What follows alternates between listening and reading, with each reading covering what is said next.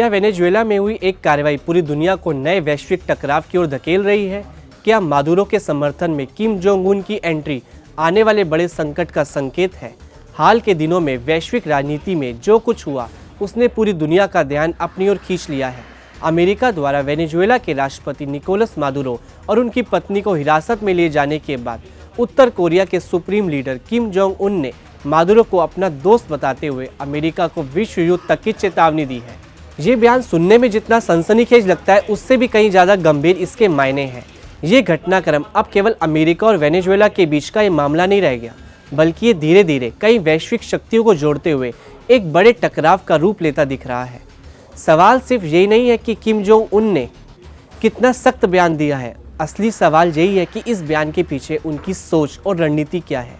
क्या उत्तर कोरिया सच में मादुरो के लिए अमेरिका से सीधा टकराव मोल लेगा, या फिर ये सब एक सोची समझी साजिश चाल है जिसका मकसद दबाव बनाना और अपनी स्थिति को मजबूत करना है। साथ ही ये समझना भी जरूरी है कि इस पूरे घटनाक्रम से किसे फ़ायदा हो रहा है, किसे नुकसान उठाना पड़ सकता है, आगे दुनिया को किस तरह के हालात देखने पड़ सकते हैं।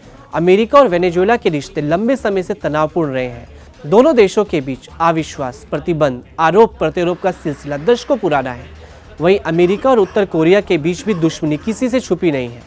परमाणु कार्यक्रम, मिसाइल परीक्षण, प्रतिबंधों को लेकर दोनों देशों के रिश्ते लगातार खराब रहे हैं। लेकिन इस बार मामला इसलिए अलग है और ज़्यादा संवेदनशील हो गया है क्योंकि एक देश में हुई कार्रवाई का असर अब दुनिया के दूसरे छोर तक महसूस किया जा रहा है।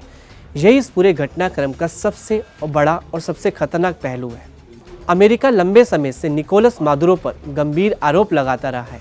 नार्को टेररिज्म, ड्रग्स तस्करी और हथियारों से जुड़े मामलों को लेकर मादुरो को अंतर्राष्ट्रीय अपराधी के तौर पर पेश किया जाता रहा है।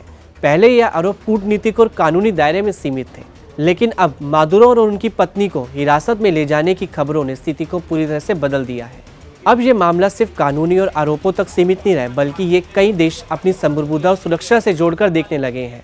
इस बीच उत्तर कोरिया के नेता किम जोंग उन की खुली एंट्री ने हालात को और गर्म कर दिया है। उत्तर कोरिया आमतौर पर अमेरिका विरोधी बयान देता रहा है, लेकिन किसी दूसरे देश के नेता को अपना दोस्त कहकर इस तरह से समर्थन देना एक असामान्य कदम है।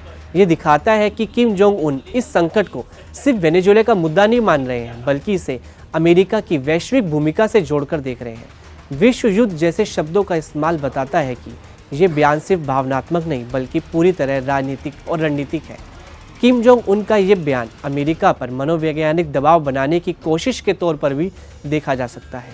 वह ये संदेश देना चाहते हैं कि अगर अमेरिका दुनिया के किसी भी हिस्से में एक तरफा कार्रवाई करेगा तो उसका असर दूसरे हिस्सों में भी देखने को साफ तौर पर मिलेगा। इस तरह उत्तर कोरिया खुद को अमेरिकी विरोधी ताकतों के अहम चेहरे के रूप में पेश करने की कोशिश कर रहा है। अब अगर बात करें कि इस पूरे घटनाक्रम से किसे फ़ायदा होता दिख रहा है, तो सबसे बड़ा राजनीतिक फ़ायदा उत्तर कोरिया को मिलता नजर आ रहा है। किम जोंग उन को अपने देश के भीतर ये दिखाने का मौका मिलता रहा है कि वह अमेरिका जैसी महाशक्ति को खुली चुनौती दे सकते हैं। घरेलू राजनीति में इसके उनकी छवि एक मजबूत और निडर नेता की बनती है। अंतर्राष्ट्रीय मंच पर भी उत्तर कोरिया खुद को ऐसे देश के समर्थक के रूप में पेश करता है जो अमेरिका के दबाव का सामना कर रहे हैं। इससे उनकी आक्रामक छवि को एक नैतिक रंग देने की कोशिश होती है। सबसे अहम सवाल यही है कि इससे उत्तर कोरिया के परमाणु और मिसाइल कार्यक्रम पर बने अंतर्राष्ट्रीय दबाव से ध्यान हटकर अमेरिका की कथित आक्रामकता पर चला जा सकता है। वेनेजुएला के लिए भी ये स्थिति पूरी तरह से नुकसानदेह नहीं है।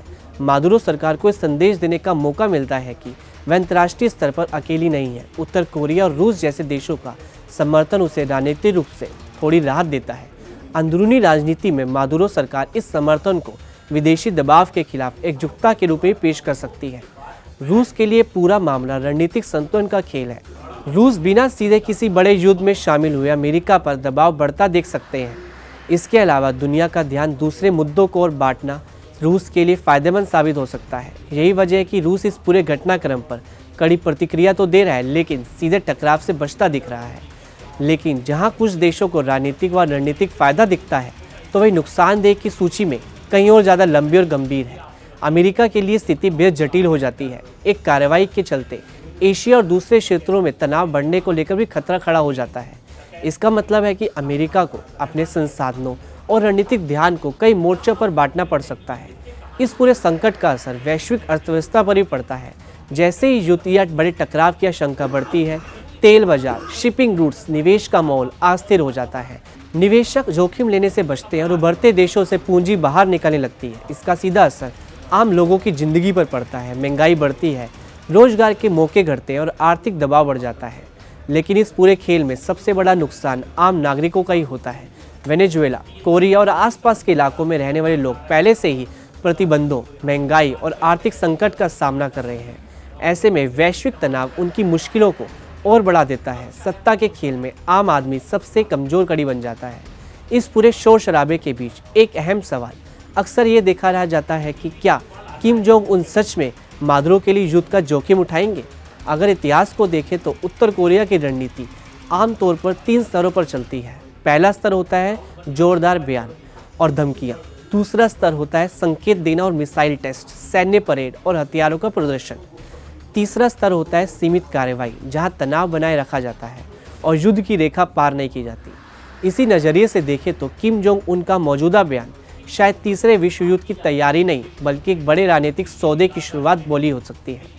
ये अमेरिका को ये याद दिलाना चाहते हैं कि उसकी ये कार्रवाई के जवाब में दुनिया के दूसरे हिस्सों में भी हलचल हो सकती है। एक और अहम लेकिन कम चर्चा में रहने वाला पहलू है चीन की भूमिका। चीन उत्तर कोरिया का सबसे बड़ा सहारा माना जाता है, लेकिन खुलकर किसी युद्ध के पक्ष में नहीं होता। अगर चीन इस पूरे मामले में संयम बरतता है तो उत्तर कोरिया की धमकियां अपने आप सीमित दायरे में रह जाती हैं। यही वजह है कि असली खेल युद्ध का नहीं बल्कि युद्ध की आशंका का है। आने वाले समय में कई तरह के हालात बन सकते हैं।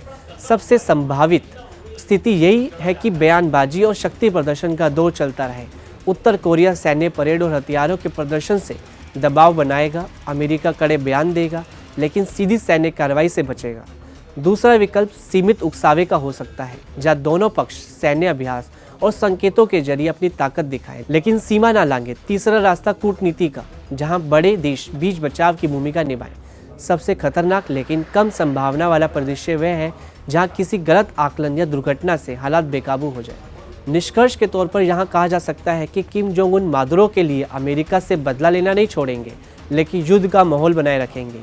ये पूरा संकट बताता है कि आज की दुनिया में असली हथियार सिर्फ मिसाइल नहीं बल्कि शब्द, संदेश और धमकियों का मनोवैज्ञानिक असर भी उतना ही ताकतवर है।